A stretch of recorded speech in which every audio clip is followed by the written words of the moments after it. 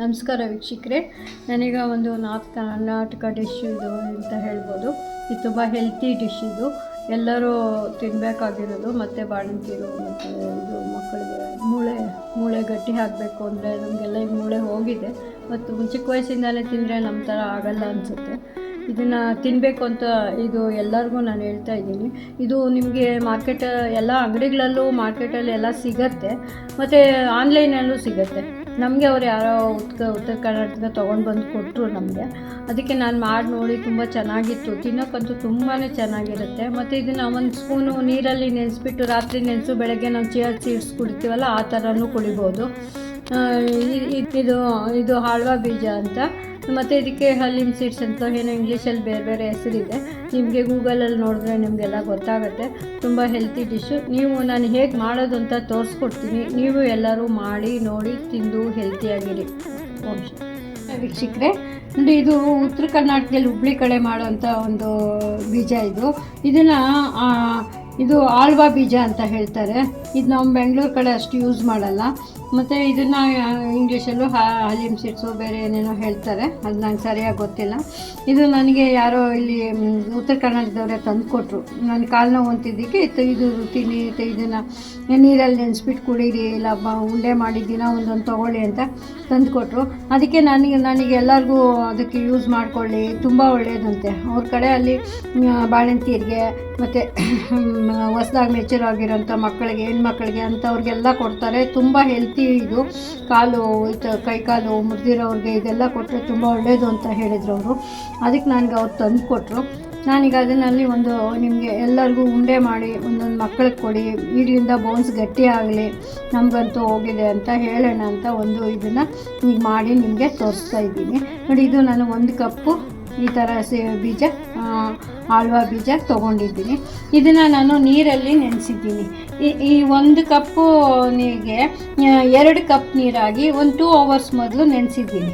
ನೋಡಿ, ಅದಕ್ಕೆ ಅಳತೆ ನೀವು ಅದು 1 ಕಪ್ಗೆ 2 ಕಪ್ಪು ಅಳತೆ ಮಾಡಿ ನೆನೆಸಿದ್ದೀನಿ.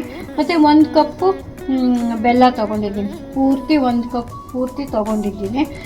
ಇದಕ್ಕೆ ನಿಮಗೆ ಡ್ರೈ ಫ್ರೂಟ್ಸು ನಿಮ್ಮಿಷ್ಟ, ನಿಮ್ಗೆ ಎಷ್ಟೆಷ್ಟು ಬೇಕೋ ಅಷ್ಟೆಷ್ಟು ತೊಗೋಬೋದು, ಎಷ್ಟೆಷ್ಟು ಬೇಕೋ ತೊಗೋಬೋದು. ನಾನು ಇದನ್ನು ಸ್ವಲ್ಪ ನೀರಲ್ಲಿ ಹಾಕಿ ಬೊಟ್ಟು ತೆಗೆದು ಬಾದಾಮ್ ತೊಗೊಂಡಿದ್ದೀನಿ.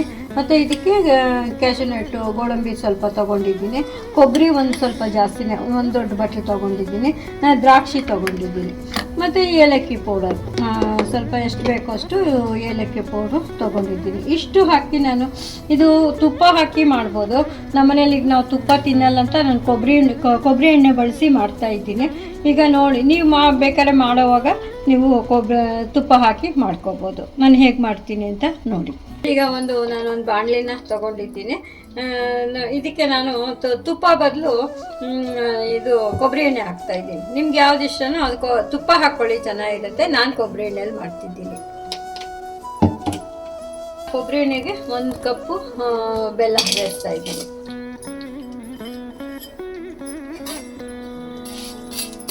ಅದು ಈಗ ಸ್ವಲ್ಪ ಮೆಲ್ಟ್ ಆಗೋವರೆಗೂ ಚೆನ್ನಾಗಿ ಬಿಸಿ ಮಾಡಬೇಕು.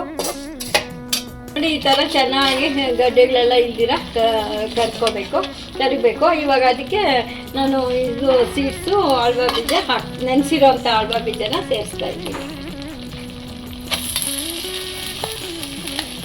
ನೋಡಿ, ಇದನ್ನು ಹಾಕಿ ಒಂದು ಸ್ವಲ್ಪ ಈ ಬೆಲ್ಲದಲ್ಲೇ ಉರಿಬೇಕು. ಯಾಕಂದರೆ ನಾವು ನೀರಲ್ಲಿ ನೆನೆಸಿರೋದ್ರಿಂದ ಒಂದು ವಾರದವರೆಗೂ ಇಡ್ಬೋದಿತ್ತು ಈ ಉಂಡೆ. ಅದಕ್ಕೆ ನೀರಲ್ಲಿ ನಾವು ನೆನೆಸಿರೋದ್ರಿಂದ ಅದೊಂದು ಸ್ವಲ್ಪ ಹೊತ್ತು ಪಾಕದಲ್ಲಿ ಹಿಂಗೆ ಚೆನ್ನಾಗಿ ಹುರ್ಕೊಬೇಕು. ಅದು ಚೆನ್ನಾಗಿ ಏನಿಲ್ಲ ಅಂದರೂ 2-3 ನಿಮಿಷ ಆದರೂ ಅದನ್ನು ಚೆನ್ನಾಗಿ ಕಲಸಿ ಹುರ್ಕೋಬೇಕಾಗುತ್ತೆ.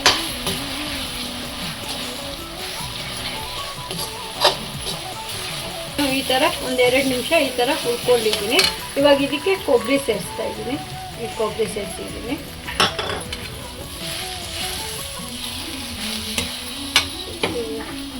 ಹಾಕಿ ಹುರ್ಕೊಳ್ತಾ ಇದ್ದೀನಿ. ಅದು ಆಗಲೇ ಹುರಿದಿಟ್ಕೋಬೇಕಾಗಿತ್ತು ಮತ್ತಿದ್ದೆ. ನೋಡಿ, ಇದಕ್ಕೆ ನಾನು ಫಸ್ಟು ಇದು ಬಾದಾಮಿ ಹಾಕ್ತಾ ಇದ್ದೀನಿ. ಕಟ್ ಮಾಡಿ ಇಟ್ಕೊಂಡಿದ್ದಂಥ ಬಾದಾಮಿ ಹಾಕಿದ್ದೀನಿ. ಕೊಬ್ಬರಿ ಎಣ್ಣೆಯಲ್ಲೇ ಹುರಿತಾ ಇದ್ದೀನಿ. ಒಂದು ಕಲರು ಚೇಂಜ್ ಆದಮೇಲೆ ಈಗ ನಾನು ಗೋಡಂಬಿ ಹಾಕ್ತಿದ್ದೀನಿ.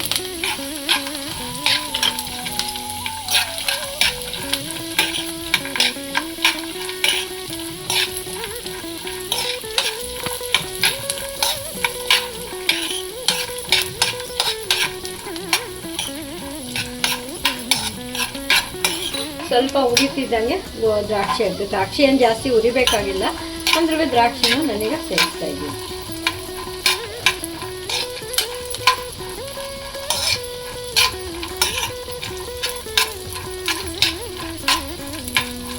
ಹಾಕೋರು ಬೇಕು ಅಂದರೆ ಖರ್ಜೂರನ ಸಣ್ಣಗೆ ಕಟ್ ಮಾಡಿ ಹಾಕೋಬೋದು. ನಿಮ್ಮ ಹತ್ರ ಯಾವ್ಯಾವ ಡ್ರೈ ಫ್ರೂಟ್ಸ್ ಇರುತ್ತೋ ಎಲ್ಲ ಸೇರಿಸ್ಕೋಬೋದು. ನಾನೀಗ ಇಷ್ಟು ಮಾತ್ರ ಸೇರಿಸಿ ಮಾಡ್ತಾಯಿದ್ದೀನಿ. ಇದು ಹುರಿದಿರೋದು ಸಾಕು. ಇದು ಕೆಳಗಡೆ ಇಟ್ಕೊಂಡು ಒಂದು ಕೊಬ್ಬರಿ ಹಾಕಿ 1 ನಿಮಿಷ ಹೀಗೆ ಹುರ್ಕೊಂಡಿದ್ದೀನಿ. ಹೀಗೆಲ್ಲ ಡ್ರೈ ಫ್ರೂಟ್ಸು ಸೇರಿಸ್ತಾ ಇದ್ದೀನಿ. ಹುರಿದಿರೋಂಥ ಡ್ರೈ ಫ್ರೂಟ್ಸ್ ಸೇರಿಸ್ತಾ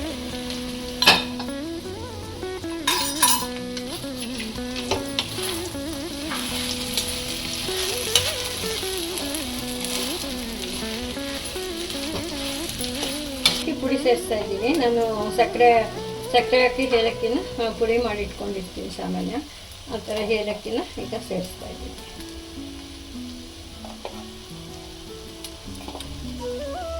ಚೆನ್ನಾಗಿ ಕಲಸೋಣ. ಈ ಸ್ವೀಟ್ ತುಂಬ ಚೆನ್ನಾಗಿರುತ್ತೆ. ಎಷ್ಟು ಕಾಸ್ಟ್ಲಿ ಸ್ವೀಟ್ ಥರ ಇರುತ್ತೆ ಅಂದರೆ ಕಾಸ್ಟ್ಲಿನೇ ಬಿಡಿ, ಇದು ನಾವು ಡ್ರೈ ಫ್ರೂಟ್ಸ್ ಎಲ್ಲ ಹಾಕಿರೋದ್ರಿಂದ. ಬಟ್ ಆ ಥರ ತುಂಬ ಚೆನ್ನಾಗಿರುತ್ತೆ. ನಾವು ನಂಬೋಕ್ಕೆ ಆಗಲ್ಲ ಇದು ಆಲ್ವಾ ಬೀಜಿಂದ ಮಾಡಿರೋದು, ಅಷ್ಟು ಚೆನ್ನಾಗಿರುತ್ತೆ. ನಮಗಂತೂ ಮಾಡಿದಾಗ ಮದುವೆ ಮಾಡಿದಾಗ ತುಂಬಾ ಖುಷಿ ಆಯಿತು.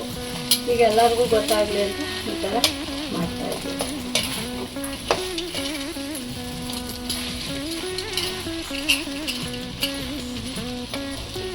ಚೆನ್ನಾಗಿ ಏಲಕ್ಕಿ ಪುಡಿ ಮಿಕ್ಸ್ ಆಗೋವರೆಗೂ ಚೆನ್ನಾಗಿ ಕಲಿಸ್ಕೋಬೇಕು. ಇದನ್ನು ಹುರಿದು ಮಾಡೋರು ಮಾಡ್ಬೋದು. ಯಾರಿಗಾದ್ರೂ ಹುರಿದು ಮಾಡೋದು ಬೇಕು ಅದನ್ನು ತುಂಬ ದಿವಸ ಇಟ್ಕೋಬೋದು. ಇದು ಏನಿಲ್ಲ ಅಂದರೆ ಒಂದು 15 ದಿವಸ 10 ದಿವಸ ಅಷ್ಟೇ ಅಂತೀನಿ. ಒಂದು 10-15 ದಿವಸ ಅಷ್ಟೇ ಇಟ್ಕೊಳ್ಳೋಕ್ಕಾಗತ್ತೆ. ಹುರಿದು ಮಾಡಿದ್ರೆ ನಿಮಗೂ ತಿಂಗಳನ್ಗಟ್ಟಲೆ ಇಟ್ಕೊಂಡು ಮಾಡ್ಬೋದು. ಇದನ್ನು ನೋಡಿ ಆ ಥರ ಯಾರಿಗಾದ್ರು ಇಷ್ಟ ಬೇಕು ಅಂದರೆ ಅದನ್ನು ಒಂದ್ಸತಿ ಮಾಡಿ ತೋರಿಸ್ತೀನಿ. ಫ್ರೈ ಮಾಡೋಕ್ಕೆ ಆಗುತ್ತೆ, ಆರುತ್ತೆ. ನಾನು ಈಗ ಒಂದು ಪ್ಲೇಟ್ ಇಟ್ಕೊಂಡಿದ್ದೀನಿ.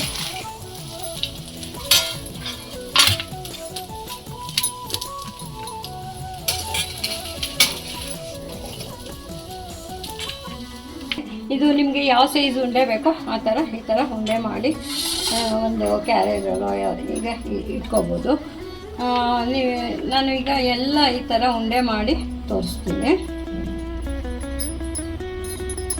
ನೋಡಿ. ಆ ಥರ ಉಂಡೆ ಈಸಿಯಾಗಿ ಮಾಡ್ಕೋಬೋದು. ಬಿಸಿ ಇರುತ್ತೆ, ನೋಡ್ಕೊಂಡು ಸ್ವಲ್ಪ ಹಾರಿಸ್ಕೊಂಡು ಈ ಥರ ಉಂಡೆ ಮಾಡ್ಕೊಳ್ಳಿ. ಬಿಸಿ ಇದೆ. ಈ ಥರ ನೀವು ಎಲ್ಲರೂ ಮಾಡಿ ತಿಂದು ನೋಡಿ ಹೇಗಿದೆ ಅಂತ ತಿಳಿಸಿ. ಯಾವ ಥರ ಇದೆ ಮಾಡ್ಬೋದಾ ಅಂತ ಈ ಥರ ತಿಳಿಸಿ. ಮಾಡಿದ್ದೀನಿ. ಈಗ ನಾನೆಲ್ಲ ಉಂಡೆ ಮಾಡಿದ್ಮೇಲೆ ತೋರಿಸ್ಕೊಡ್ತೀನಿ.